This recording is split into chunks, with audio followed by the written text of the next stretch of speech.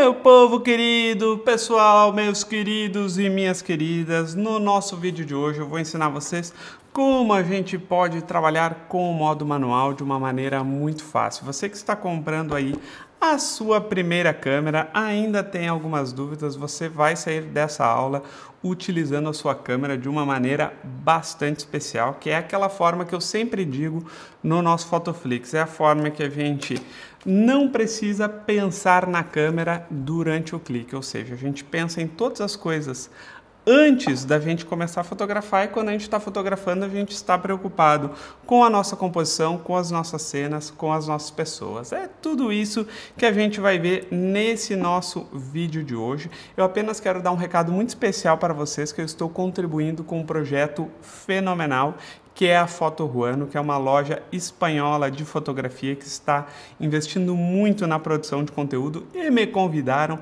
para fazer um curso em espanhol. Vai ser como a minha versão do Buzz aí em espanhol. Miren a diferença entre uma foto hecha com um diafragma em F2 e uma foto hecha com diafragma em F22. Esse vai ser eu, pessoal, mas estaremos falando de fotografia num curso básico extremamente completo. Faço convite para vocês conhecerem o canal da Foto Ruano e vocês já vão ver a minha fachada lá no canal da Foto Ruano, vai ser super especial. Mas como eu dizia para vocês antigamente, vamos chegar de trololó e já convido vocês para estarem aqui comigo na minha câmera. Vejam só, estou aqui em modo manual. Sempre costumo dizer que este não é o único modo que existe, pessoal. Na verdade, trabalhar com modo manual é muito útil quando a gente não tem muitas variações de luz. Quando há variações de luz, é bastante interessante que a gente trabalhe com algum dos modos semiautomáticos que vocês têm vídeos aqui no canal. Mas se você tem este sonho, César,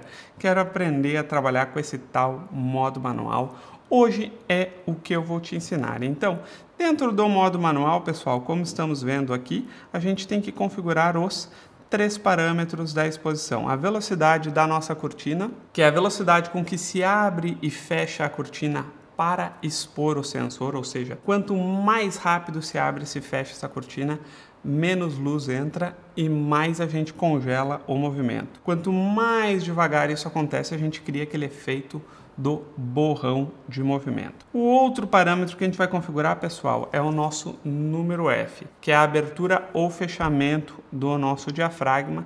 É importante a gente entender que o efeito criativo que cria entre abrir um diafragma e fechar é a gente desfocar o fundo ou deixar tudo focado. E por último, a gente tem o nosso ISO, que é a sensibilidade desse sensor, ou seja, a gente pode aumentar a sensibilidade para a gente ter mais captação de luz e, obviamente, a gente vai pagar um preço que é o ruído. Porém, como eu sempre digo para vocês, problema de ruído é problema de cena mal iluminada, pessoal, porque quando temos as nossas cenas bem iluminadas, o nosso ruído ele fica muito pouco aparente. Mas vamos lá, vou falar para vocês aqui em termos gerais. A gente tem toda essa parte de cima, pessoal, são os nossos chamados menus de captura, ou seja, tudo que a gente vai estar vendo durante a captura está aqui em cima.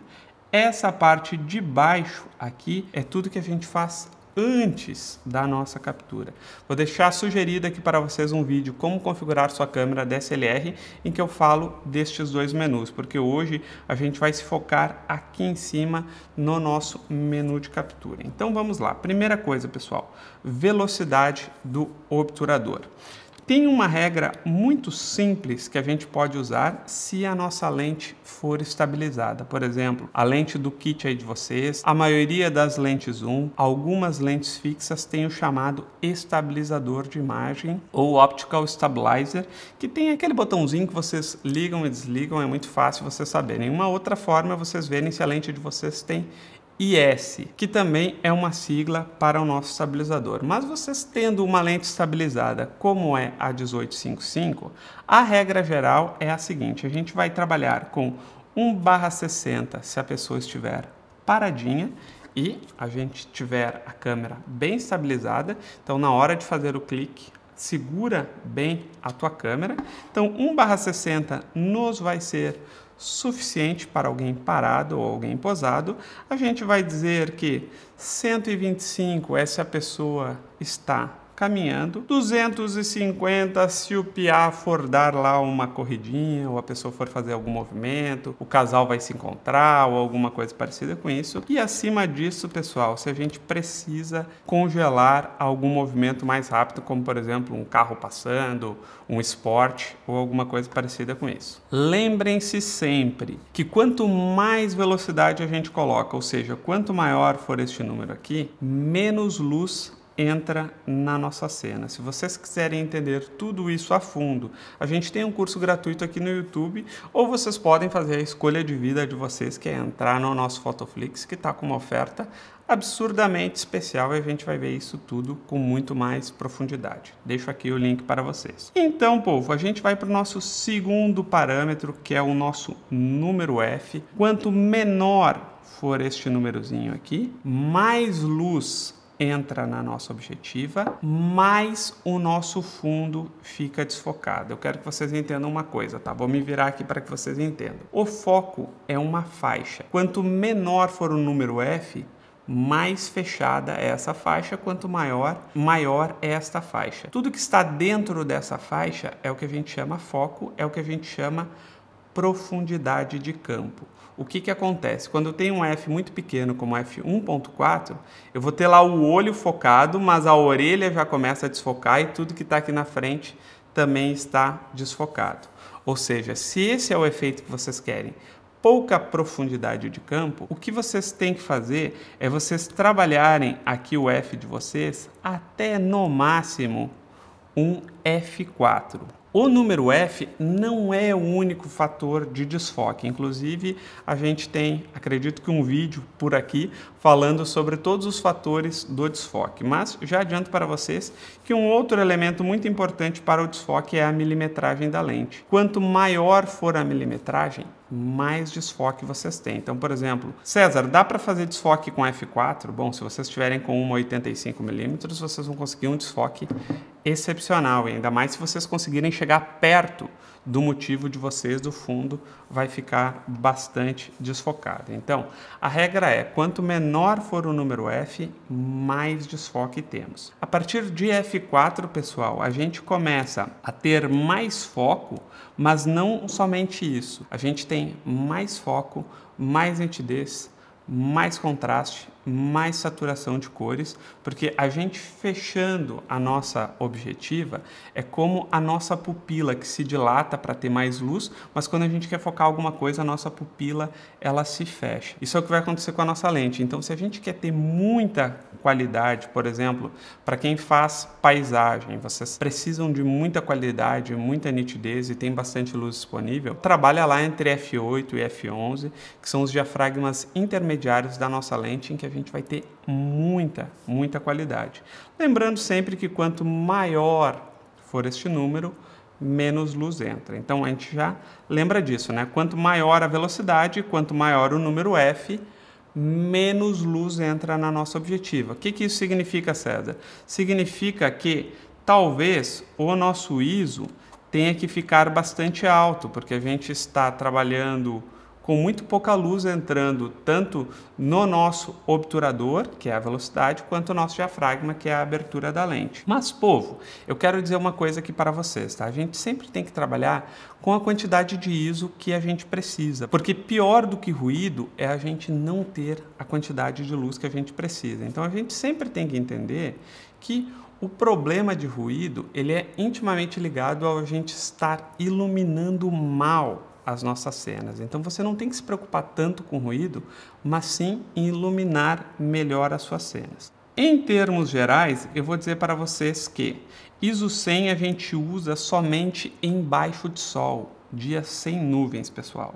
ISO 200 é quando o dia está nublado. ISO 400 vai ser quando a gente está na rua, numa sombra. ISO 800 significa a gente estar em algum lugar com teto ali durante o dia. ISO 1600 é o que a gente vai começar a ter embaixo de um teto durante a noite, e isso é muito comum em eventos. Eu trabalho de ISO 1600 até ISO 6400. Obviamente que tudo isso depende, pessoal, dos nossos outros dois fatores, a velocidade e o número F. Apenas para que vocês entendam, assim, em condições perfeitas de luz, ou seja, a gente vai ter ISO 100 para sol, ISO 200 para dia nublado, ISO 400 para sombra, ISO 800 um lugar fechado, um teto durante o dia, a partir de 1600 para tetos durante a noite.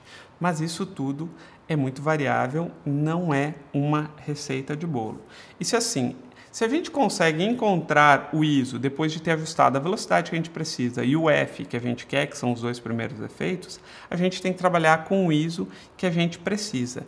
Se for algo fixo, pessoal, eu recomendo que vocês ajustem aqui na câmera. Mas digamos que vocês vão fotografar alguém no ensaio e haverá muitas variações ali da luz. Aí eu vou recomendar muito que vocês trabalhem com o ISO em automático, pessoal. Isso vai ser super importante porque deixando em automático, a gente pode se preocupar mais com as nossas cenas, mais com as pessoas e menos com as variações que a gente precisaria ajustar dentro da nossa câmera.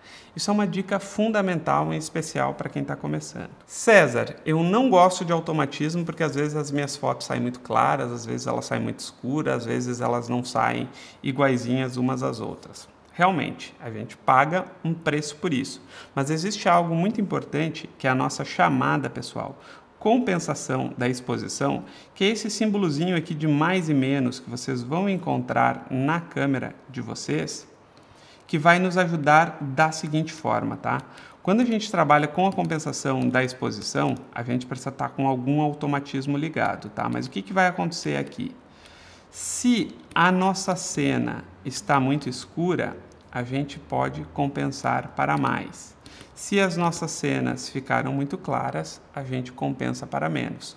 Ou seja, eu faço a foto e eu vejo se a foto precisa de mais ou de menos compensação. Isso é importante para a gente entender que nem sempre o nosso fotômetro ele vai trabalhar no zero. A gente pode começar com o fotômetro no zero, fez lá a foto e vê se tu precisa de mais luz ou de menos luz, simplesmente trabalhando com um botãozinho e fazendo esses ajustes da chamada compensação de exposição. Dessa forma, fica muito fácil da gente trabalhar com o modo manual. A gente configura, fazendo um resumão aqui para vocês. Velocidade 1/60 para pessoas paradas, 1/125 se a pessoa estiver caminhando, 250 se o piá dá uma corridinha e acima disso para a gente congelar movimentos mais rápidos. O F, a gente trabalha com Fs entre 1.8 e F4 se a gente quer desfoque, acima disso para foco, mais qualidade, mais nitidez, mais contraste. O ISO eu sugiro que vocês comecem com o automático. Importante destacar também, como eu disse ali no começo, isso se a lente de vocês tiver estabilizador.